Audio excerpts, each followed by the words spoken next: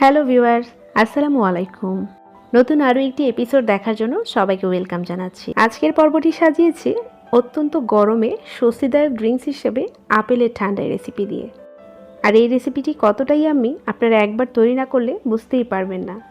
আপেলের ঠান্ডায় তৈরি করার জন্য এখানে আমি 2টি আপেল কিউব করে কেটে নিয়েছি। আপনারা চাইলে যে কোনো কালারের আপেল ইউজ করতে পারেন। আমার কাছে গ্রিন কালারের আপেল ছিল। এই আপেলগুলোকে আমি ব্লেন্ডারের জারে দিয়ে দিচ্ছি। এখানে অ্যাড করে দিচ্ছি 1/3 কাপের মতো চিনি, আর সাথে অ্যাড করে দিচ্ছি 1/3 কাপের মতো গুঁড়া দুধ, সাথে অ্যাড করে দিচ্ছি 2 টেবিল চামচের মতো কুচি করা কাজু বাদাম।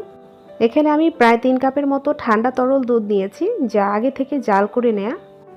ব্লেন্ডারের জারে আমি দিয়ে দিয়েছি প্রায় 2 কাপের মতো তরল দুধ, আমি সবটুকু দেইনি।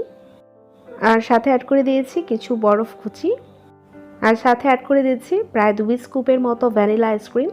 আর আইসক্রিমটা অবশ্যই দেওয়ার চেষ্টা করবেন, আইসক্রিম দিলে কিন্তু এর স্বাদ ডাবল হয়ে যাবে। আর এবার সব কিছু একসাথে আমি খুব ভালোভাবে ব্লেন্ড করে নেব। সব কিছু খুব ভালোভাবে ব্লেন্ড করা হয়ে গেছে, আর এর মধ্যে একটা ক্রিমি টেক্সচার আছে, যার কারণে এটা খেতে এতটাই ইয়াম্মি। তো আমি একটা গ্লাসে সার্ভ করে দেখিয়ে দিচ্ছি।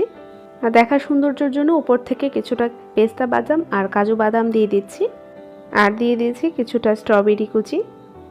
আমি খুব ইজি ওয়েতে রেসিপিটি শেয়ার করার চেষ্টা করেছি। আশা করছি আপনাদের কাছে ভালো লাগবে। আশা করছি আপনারা এটা একবার হলেও ট্রাই করবেন। ভিডিওটি ভালো লাগলে চ্যানেলটাকে সাবস্ক্রাইব করে পাশে থাকবেন। নতুন রেসিপি নিয়ে আবারও দেখা হবে ইনশাআল্লাহ। আজকের মতো এখানেই বিদায় নিচ্ছি। আল্লাহ হাফেজ।